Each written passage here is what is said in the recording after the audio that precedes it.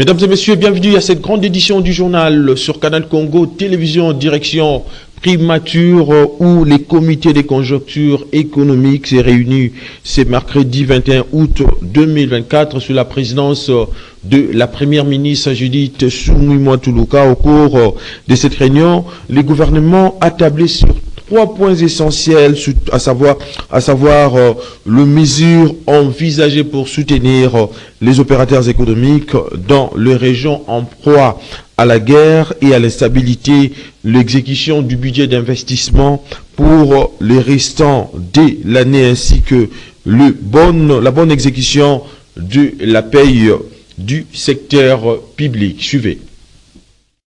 Le comité de conjoncture économique a annoncé que le gouvernement prépare des mesures d'allègement fiscaux et autres facilités accordées aux entreprises et populations se trouvant dans les provinces victimes d'agressions rwandaises. Il s'agit des provinces de Nord Kivu, Sud Kivu, Maniema et celle de la Grande Orientale.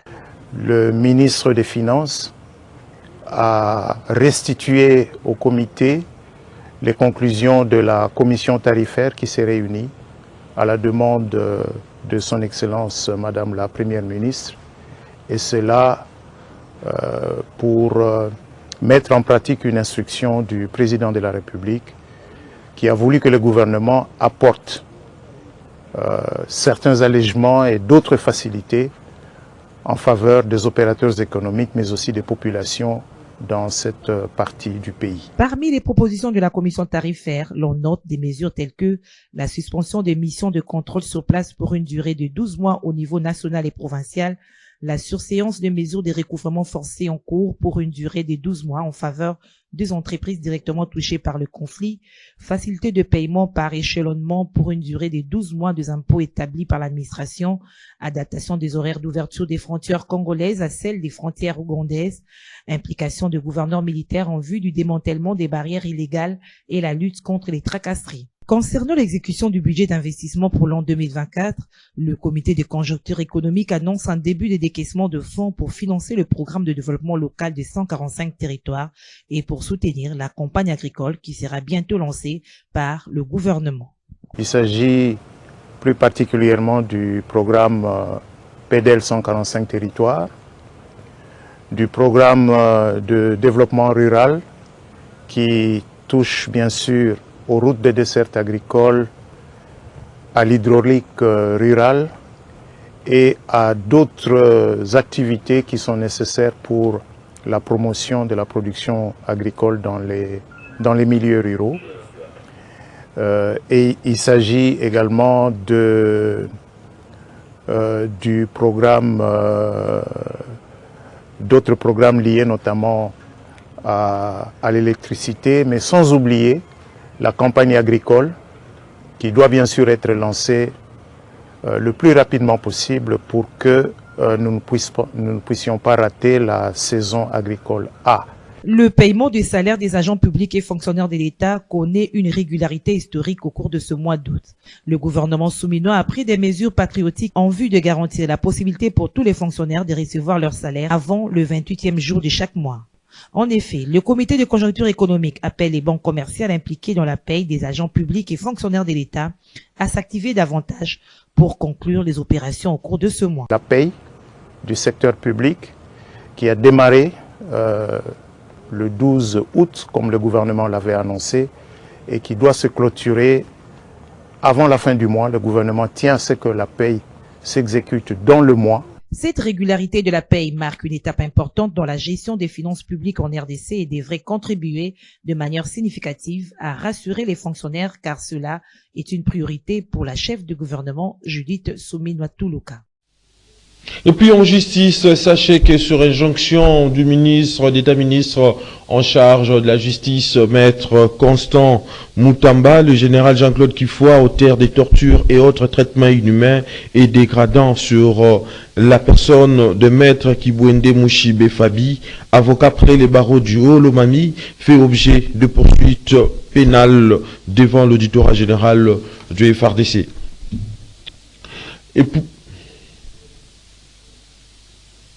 Et puis, le président de la Cour constitutionnelle, Dieudonné Kamuleta, était face au magistrat ce jeudi 22 août 2022 24 plutôt, ceci en cette période de malentendus entre le ministre de la Justice et les corps de magistrats. Dieudonné Kamoleta les appelle à faire en sorte que leur action syndicale se démarque, qu'elle montre réellement qu'ils sont les hommes et femmes d'État, que ce qui s'est fait ne se reproduise plus de la même manière, dit-il. Suivez. Ce qui fait que votre action syndicale doit se démarquer, doit montrer réellement que dans votre ou dans vos revendications, vous tenez compte du fait que vous êtes des hommes et des femmes d'État. L'opinion qui se dégage maintenant, parce qu'on est appelé de toutes parts, je prends le langage de la rue, il y a un bras de fer entre les magistrats et le ministre d'État, ministre de la Justice. Et cette image-là ne peut pas être acceptée. J'espère que tous nous sommes d'accord. N'est-ce pas, collègues?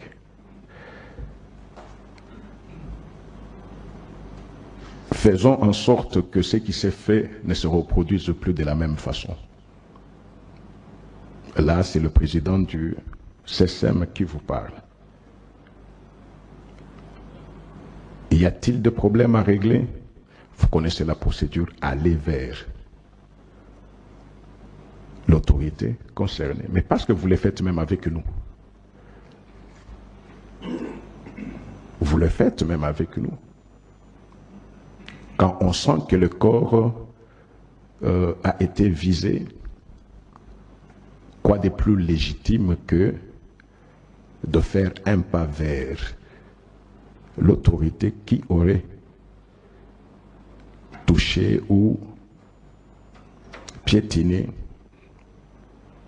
le prestige, si c'est de cela qu'il s'agit. N'oublions pas que quelquefois un mot peut être sujet à incompréhension et faire croire à l'inimitié, faire croire à un problème là où il n'y a pas de problème.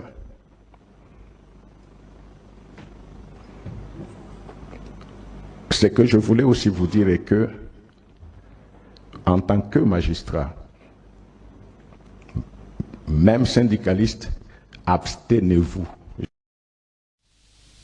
Vous le savez certes que le ministre d'État, ministre en charge de la justice et garde de sceaux, maître Constant Moutamba, initie ces derniers temps plutôt des actions visant la réforme de l'appareil judiciaire en République démocratique du Congo, des actions qui qualifient de trompe-l'œil par James Kabasele, représentant du parti politique cher à Jean-Marc Kabound, Alliance pour le changement à Londres, qui appelle par la même occasion à la libération des prisonniers politiques détenus injustement à la prison centrale de Makala. Le point avec Maxime Akabou. Les réformes de l'appareil judiciaire amorcées par le ministre de la Justice et garde des Sceaux, Constant Moutamba, sont qualifiées de trompe-l'œil par James Kabasele, représentant du parti politique Alliance pour les changements à Londres en Angleterre, qui pense par ailleurs que rien ne sortira de ces réformes. Moi, je ne crois pas. Moi, je ne crois pas avec tout ce qui s'est fait avec ces régimes actuels parce que la volonté n'est pas là. On fait des réformes taillées sur mesure. Parce qu'aujourd'hui, nous savons bien qu'il y a quand même des prisonniers politiques qui sont là à cause de leur opinion politique. Ils sont arrêtés arbitrairement, incarcérés dans la prison centrale de Makala. Donc les intentions sont bonnes, mais en fait, le soubassement n'est pas si bon. Donc nous croyons que c'est juste des procès d'intention ou quoi là qu'ils font là, mais en réalité rien ne se fera. Nous parlons de ça parce que si aujourd'hui, à cause de son opinion politique, on lui a arrêté, donc rien ne sert de dire que les réformes vont tenir. Donc nous croyons que ce sont juste des procès d'intention. Nous demandons seulement la libération de tous les des prisonniers d'opinion, tels que Jean-Marc Kabound et les autres, Mike Mukeba et consorts, parce que le régime a montré sa limite. Et donc voilà, nous disons libérer les prisonniers politiques et voilà tout ce que nous demandons. Moi, je crois que nous attendons rien de ce gouvernement. parce que le gouvernement a montré sa limite. Et donc, je crois que nous n'attendons rien de ce gouvernement. Nous demandons seulement à ceux qui nous gouvernent de libérer tous les camarades qui sont incarcérés arbitrairement à la prison centrale de Makala. Et puis cette réaction du notable du Nord Kivu, maître Achille Kapanga, qui salue la décision de la ministre d'État en charge des affaires foncières suspendant l'arrêté du gouverneur militaire de cette province portant création du lotissement provisoire du bloc Congo-Yassika dans les groupements Bassangora, car, dit-il, il est inadmissible de lotir dans un endroit habité par la population. Maître Achille Kapanga a également donné son point de vue au sujet du naufrage d'une balinière dans les territoires de Koutou, dans la province du Maïndombe. Maître Achille Kapanga est au micro de notre correspondant Joël Kamambo. Nous sommes en train de remercier son Excellence la ministre d'État aux affaires foncières. Elle a réussi à remettre un peu de l'ordre dans ce qui se passe à Loubiria, Kassi, nous sommes à territoire de Béni. Il y avait un arrêté que le gouvernement venait de prendre pour ordonner que le lotissement provisoire soit opéré dans les quartiers Congo-Yassika. Nous pensons que ce n'est pas mal d'aménager les lieux où vit la population, mais on ne peut pas quand même lotir un lieu habité. On ne lotit que des lieux non habités, mais un lieu là où les gens vivent. Comment vous allez lotir là-bas? Le mot aménagement serait peut-être un peu encourageant, puisque nous savons que la population de Kassim de Loubiria, la population de Congo-Yassika réclame les limites reconnues par elle par rapport à ses droits. Et disent que l'ICC n'aurait pas respecté les limites reconnues par eux. Voilà pourquoi il y a un processus qui est en cours avec les résolutions déjà prises au niveau du Parlement, déjà envoyées au gouvernement. Nous pensons que c'est cette façon de faire qui va vers à ce que la population puisse se retrouver dans ses vraies limites et non pas imposer à la population une superficie dont la population ne s'attendait pas. Donc nous encourageons tous les services qui veulent que la paix soit là-bas et surtout qu'on fasse respecter les droits de la population. En tout cas, merci beaucoup madame et nous pensons qu'il est grand d'aller très loin. Ne vous limitez pas seulement au niveau de Kassimbi ou bien non, allez partout parce que les conflits fonciers sont nombreux, sont légion. Vous avez la charge et l'obligation de remettre de l'ordre dans ce domaine. Voilà pourquoi nous vous encourageons et nous pensons que vous aurez l'épée de Damoclès par rapport à vos collaborateurs qui ne veulent pas respecter les normes, qui veulent toujours la loi et qu'il faut que des conflits naissent partout, matin, midi et soir. Nous vous encourageons. Et puis dans sa communication de ce jeudi 22 août 2024, le ministre provincial de la santé publique, hygiène et prévention de la ville-province de Kinshasa, Patricien Congo Abakanzi, invite les Quinoises et Quinois à observer pendant cette période quelques mesures bannières, notamment de bien préparer les viandes avant toute consommation, c'est laver régulièrement le main et d'avoir de rapports sexuels sécurisés. C'est en vue de lutter contre la variole des singes, monkeypox, autres. Suivez plutôt l'extrait de la communication du ministre provincial choisi ici pour vous par Maxime Akabo. Je viens vous alerter d'un cas dangereux qui sévit dans notre province, qui s'appelle l'épidémie des Mpox. Hier, nous avions 81 cas suspects, 20 cas confirmés et 2 décès. Mais aujourd'hui, la montée est fulgurante. Nous avons 111 cas suspects, 21 cas confirmés et 2 décès. Nous devons prendre de mesures pour éviter cette épidémie. Pour éviter cette épidémie, nous devons régulièrement se laver les mains. Nous devons éviter tout contact physique et sexuel avec une personne qui présentent les signes des Mpox. Nous devons éviter tout contact avec des liquides contaminés, sang, salive, sel, vomissure, urine, sperme, sécrétion vaginale et toute autre surface souillée. Nous devons éviter toute manipulation, abattage, vente ou toute consommation de viande d'un animal malade. Bien cuire la viande avant la consommation. Nous devons se faire vacciner contre la Mpox. Éviter de toucher aux cadavres des personnes mortes suspectes de la Mpox. Faire appel aux personnes de santé pour organiser leur enterrement de manière digne et sécurisée.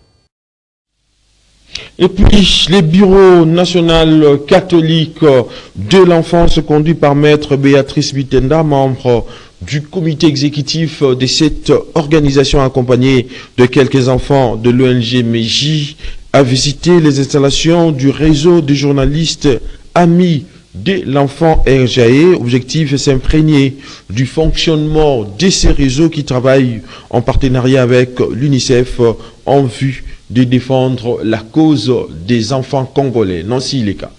Plus d'une trentaine d'enfants de l'Asbel Meji ont été conduits par le Bureau catholique de l'enfance au siège du réseau des journalistes amis de l'enfant RJAE pour s'imprégner du travail qu'abattent les professionnels des médias afin de les orienter au métier de journaliste pour ceux qui les désirent. Bibi Chmouika, coordonnatrice du RJAE, a saisi cette occasion pour expliquer les objectifs assignés à ces réseaux qui militent pour la protection et la défense de la cause de l'enfant. On parlait des droits que vous avez. Les enfants ont droit à la santé, les enfants plutôt ont droit à la santé, les enfants ont droit à l'éducation, les enfants ont droit à la protection, les enfants ont beaucoup de droits que vous connaissez, n'est-ce pas? Vous avez appris ça à l'école. Maintenant, nous, comme journalistes, nous faisons la défense de nos droits.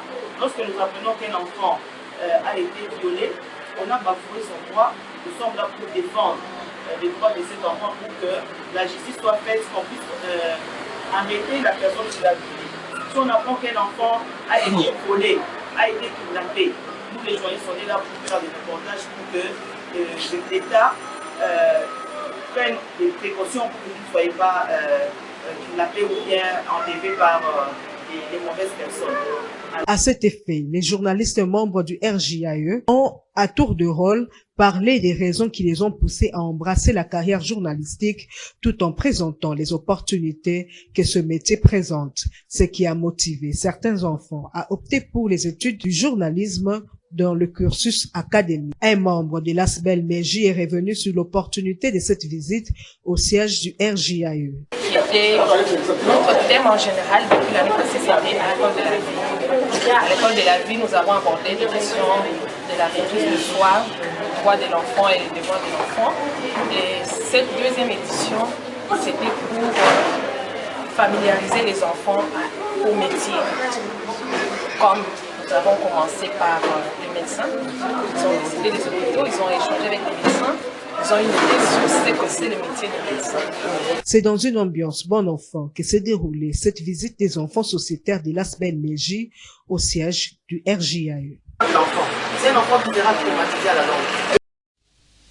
Et puis, le gouvernement Judith Soumi Matuluka a totalisé 100 jours depuis son investiture au niveau de la Chambre basse du Parlement. Alors, quel bilan dressé des actions de ces gouvernements? L'analyste politique Maître Claude Bafouafoua donne son avis tout en parlant des priorités de ces gouvernements. Suivez-les au micro de Nancy Leka et Georges Libengue. Cela fait 100 jours depuis que le gouvernement souminois a été investi.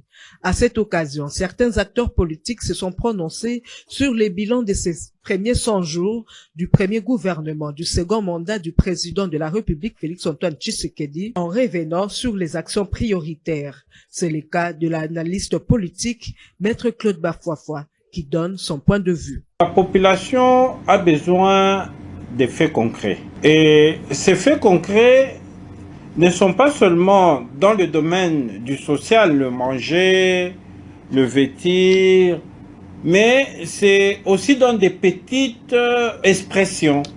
Par exemple, je voudrais parler dans le domaine du transport. Nous voyons que beaucoup de particuliers ont mis des plaques d'immatriculation à leurs véhicules qui sont des plaques de l'État. Mais ce sont leurs voitures privées. Ils se promènent nuit et jour sans qu'ils ne soient dérangés. Un gouvernement qui sait regarder les problèmes doit créer un distinguo entre les choses de l'État et les choses des privés. Et que les privés ne peuvent pas s'approprier des plaques d'immatriculation de l'État pour le mettre sur leur voiture. Là, ça montre que et la police et le gouvernement sont très regardants. Remettre le sérieux, la sévérité, partout. Parce qu'à l'école, jamais un enfant peut arriver à l'école à 9 h. Et c'est entré dans la tête des enfants. Déjà, à 7h15, l'enfant commence à pleurer. « Papa, maman, je vais arriver en retard. » Donc, il faudrait que ce sérieux-là puisse s'infiltrer encore dans l'être congolais. Le sérieux, dans la tenue de compte. Le sérieux, dans la rédaction des lettres administratives. Il faudrait qu'on quitte la subjectivité et le vouloir avoir seul pour aller vers l'objectivité pour le bien. Et puis, les maires de la ville de Béni, les commissaires supérieurs Nufondo Tekodale, Jacob Arissi, ce jeudi 22 août 2024, les chefs du bureau de la MONUSCO au Nord Kivu, Omar Aboud, au centre de leurs échanges, les processus de désengagement de la mission onusienne en République démocratique du Congo qui a été prolongé par les conseils de sécurité des Nations Unies. Suivez Omar Aboud au micro de notre correspondant sur place, Joël Kamambo. Je suis venu pour échanger avec les interlocuteurs, monsieur le maire et les autres interlocuteurs étatiques et non étatiques, mais aussi pour échanger avec notre bureau ici pour planifier notre engagement avec le gouvernement, mais aussi avec la population. Et les échanges étaient sur le côté de sécurité, l'engagement communautaire, les projets qu'on va mener dans la zone. Comme vous savez, à un moment donné, c'était prévu qu'on lance la phase de désengagement et de transition pour terminer à la fin de cette année 2024. Et maintenant, peut-être, vous êtes au courant que le gouvernement congolais nous a demandé de rester. Ça veut dire la phase de transition et de désengagement dans la province de Nord Kivu. Ça va pas être lancé cette année. C'est le gouvernement qui ont demandé au Conseil de sécurité qu'on reste dans la zone pour soutenir le gouvernement, pour aider avec la situation. D'un côté, c'est la situation sécuritaire, mais aussi la situation avec la population et les projets. La vérité est que ça fait partie du plan de transition et de désengagement qui le gouvernement même nous a demandé à lancer. Alors c'était décidé dans la phase de désengagement et de la transition qu'on va peu à peu quitter les autres villes. Mais nous sommes toujours là. Le chef de bureau, il sera toujours là. La différence que, comme je suis basé à Goma, je peux faire facilement beaucoup plus des engagements avec le gouvernement provincial. Ça veut dire au quotidien, je suis avec monsieur le gouverneur, au quotidien, je suis avec les autres entités provinciales. Et comme ça veut améliorer le travail entre le bureau ici, avec le chef de bureau qui est basé ici, et moi-même qui va être en étroite collaboration avec le côté provincial. Et puis la rentrée scolaire édition 2024-2025, c'est déjà pour ce 10 septembre 2024. Et comment le parent se prépare-t-il? En tout cas, la plupart des parents déclarent éprouver d'énormes difficultés pour se procurer des objets classiques. Suivez-les au micro de Florin Benga.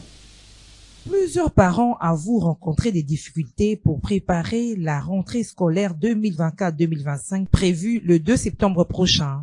Ceci au regard du temps qui ne joue pas en leur faveur. Oui, il y a solo bana baza kozonga kelasi dans 2 ou 3 semaines des bana sengeli bazonga kelasi mais parents baza kokuta na difficulté moko ya makasi donc c'est-à-dire difficulté financière. Même bongo o ba kozwa l'état za kofuta bango bongo moké bien sûr mais du fait que na marché biloko komi talo mbongo o ba kozwa eza ko représenter absolument rien mais bana esengeli bazonga kelasi yango to kosenga na gouvernement batala MP na bakote kuna ndenge ni bako kosala pour que ba parents bazonga kelasi. Vraiment rentrée scolaire ils ont frappé biso ba parents compte tenu à impossibilité autoza nango d'abord na système ya monnaie na biso monnaie za ya komata makasi et puis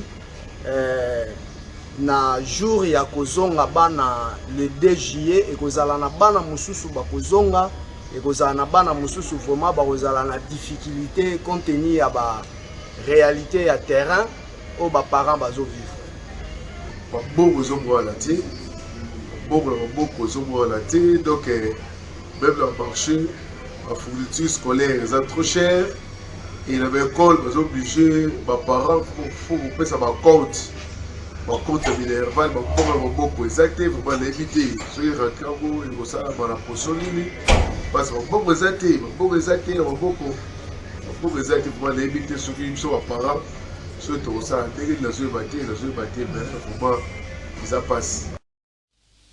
Mesdames et messieurs, voilà qui mettent fin à cette grande édition du journal sur Canal Congo Télévision, édition coordonnée par Bijoutiela et réalisée par Fiston Atunga. La prise de vue a été assurée par Georges Libenguer en leur nom, ainsi qu'au concours rédactionnel de Canal Congo Télévision. Je vous dis donc merci de l'avoir suivi. Les prochains rendez-vous est donc pris pour demain, mais d'ici là, portez-vous bien et bonne suite de programme sur Canal Congo Télévision avec le même plaisir et les mêmes désirs.